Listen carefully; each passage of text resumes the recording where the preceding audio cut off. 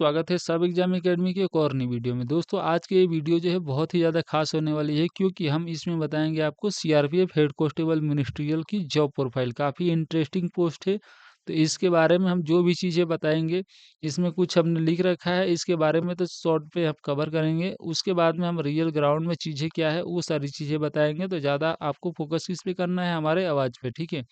यहाँ पर सबसे पहले पोस्ट ओवरव्यू हम देख लेते हैं। पोस्ट ओवरव्यू में देखेंगे तो इसका नाम जो है हेड कांस्टेबल मिनिस्ट्रियल है।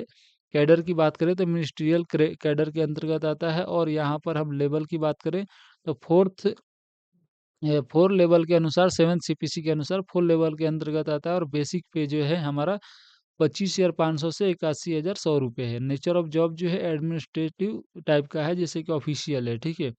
यहाँ पर देखिए, अगर इनका काम की बात करें तो ऑफिस एडमिनिस्ट्रेशन के अंतर्गत काम करते हैं। ये सारे ऑफिस ही है, अलग अलग बांट रखे, जैसे एस्टैब्लिशमेंट ब्रांच हो गया, पर्सनल ब्रांच हो गया, जिसमें कि ये सारी चीज़ें अपार, character role, seniority, dominate role, ये सारी चीज़ें देखा जाता है। सैलरी ब्रांच हो गया, जो कि सैलरी के रिगार्डिंग जवानों को जितने भी होता है वो सारी चीज़ें देखते हैं।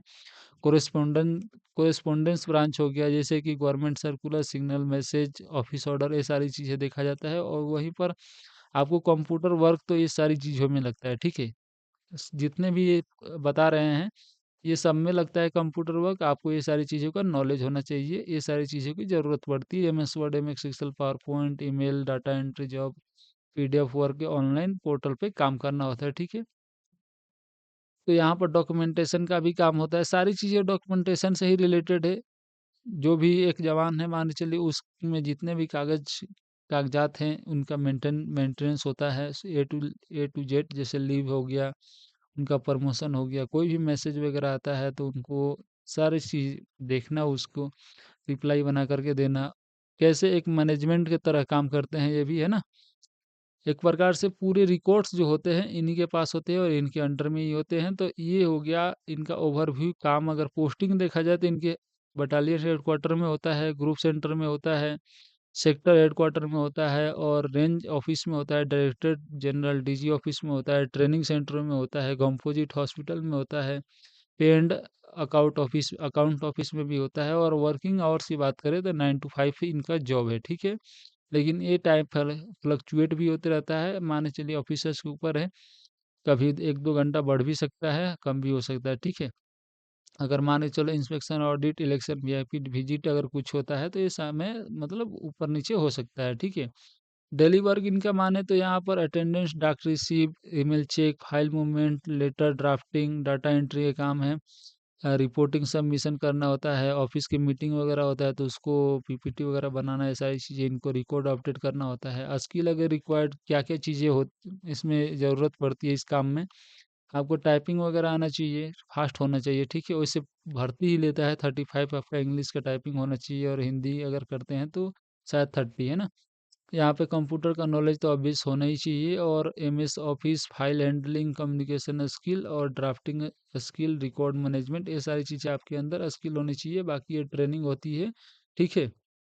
ट्रेनिंग होने के बाद में मैं कुछ रियल चीज़ें मैं बता देता हूँ आपको कि इनका, जैसे कि मान के चलो हम बटालियन लेवल पे एक चीज़ें मैं बता देता हूँ कि इनका काम क्या होता है। बटालियन लेवल में आपको 9 बजे अगर आप जाते हैं तो आपकी काम जो स्टार्ट होती है, जिस भी ब्रांच में जाते हैं, ये सभी एक ही ऑफिस होता है, ठीक है। उसी में सबको दे दिया जाता है, अलग अलग वहाँ पे बांट दिया जाता है कि आप ऑफिस से एडमिनिस्ट्रेशन में काम करेंगे, आप इस्टेब्लिश ब्रांच में काम करेंगे, पर्सनल ब्रांच में काम करेंगे। तो ये कोई फिक्स जॉब नहीं होता कि आप एडमिनिस्ट्रेशन अलग है तो यहाँ पर आपको चार्ज दे दिया जाएगा कि आप इसमें काम करो, ठीक है। तो यहाँ पर आपको ऑफिशियल ही काम करना है, और आपकी पोस्टिंग जो है अगर बटालियन में हुई है तो आपको हेडक्वार्टर में ही रहना है, और ये ऑफिस में ही है, ठीक है। ऑफिस में ही रहना है, हेडक्वार्टर के मेन ऑफिस में रहना है, आपको इधर उधर जाने की ज़रूरत नहीं है, ठीक है। तो ये बिल्कुल ऑफिशियल जॉब है और काफ़ी अच्छी जॉब है, ठीक है। अगर वहीं पर बात करें अगर सैलरी की, तो सैलरी जो है आपके जो, जैसे कि जो भी रैंक है, तो सीआरपीएफ की जो भी रैंक है और जहाँ पोस्टिंग हुई है उसी अनुसार आपकी सैलरी भी मिलेगी।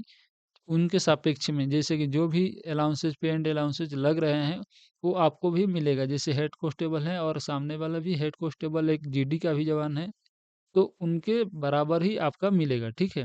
तो सारे अलाउंसेस वगैरह भी लगेंगे आपको। और प्रमोशन अगर देखा जाए तो प्रमोशन काफ़ी इसमें फास्ट होता है, ठीक है। तो हेड कांस्टेबल से एएसआई, एसआई और इंस्पेक्टर, एसी तक भी बनते हैं, है ना? तो काफ़ी ठीक-ठाक प्रमोशन होता है और ऑफ़िशियल जॉब है, फैमिली वगैरह भी इसमें रख सकते हैं। मैक्सिमम टाइम में रख सकते हैं, कभी-कभी ऐसा होता है कि जो इस टाइम में नहीं रख सकते क्योंकि सभी जो बटालियन का भी हेडक्वार्टर जो होता है, जो मिनिमम होता है, वो भी अच्छी जगह लोकेशन पे होता है सिटी में।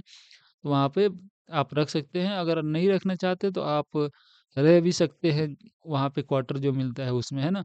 तो काफ़ी अच्छा है और अगर इस जॉब को अगर देखा जाए तो पहले इसको सिविल माना जाता था। ये सिविलियन होते थे फ़ौज के जो कि सारे रिकॉर्ड्स को मेंटेन करते थे। जितने भी कागज़ के काम हैं, जितने भी रिकॉर्ड्स के काम हैं, जो मान के चलो एक सीआरपीएफ एक फ़ौज है, इसमें जितने भी कैंडिडेट जॉइन हैं, जो भी पोस्ट है, उनके भी कागज़ाती काम होते हैं, सारी चीज़ें रिकॉर्ड मेंटेन करना होता है, तो इन्हीं का काम है उस चीज़ों को करना, है ना? और कोई भी चीज़ होता है इसमें कागज़ से रिलेटेड डॉक्यूमेंटेशन से रिलेटेड तो सभी काम इन्हीं को करना है, रिकॉर्ड मेंटेन इन्हीं को करना है। तो सिर्फ़ और सिर्फ़ इनको ऑफ़िशियल ही काम है और काफ़ी अच्छा जॉब है, तो इसमें आप आ सकते हैं, बढ़िया है। अगर सिविल लाइफ़ जीना है और इसमें फ़ौज में भी रहना है, फ़ौज का भी मज़ा उठाना है और सिविल लाइफ़ भी जीना है, तो इसमें आ सकते हैं, काफ़ी अच्छा पोस्ट है ना? तो चलिए आज की वीडियो में हम आप लोगों को बता दिया, अगर आपको मान के चलिए कि अलग-अलग चाहिए, अलग-अलग पोस्टों पे चाहिए, जैसे कि मान के चलो मिनिस्ट्रियल ब्रांच में आपको प्रमोशन पे चाहिए, सैलरी पे चाहिए, अलग-अलग से वीडियो जैसे पे स्लिप के माध्यम से सैलरी समझा दीजिए, चाहे प्रमोशन कैसे होता है, कितना दिनों में कैसे कितना प्रमोशन होता है, कहाँ तक जाएँगे, अलग-अलग वीडियो में हम समझा देंगे। अगर आपको नीड होगी तो आप कमेंट कर देना, मैं आपको ए टू जेड चीज़ें हम समझा देंगे एकदम बारीकी से, ठीक है? तो आज की वीडियो में इतना ही, मिलते हैं कोई नेक्स्ट वीडियो में, तब तक के लिए जय हिंद, बाय-बाय, टाटा।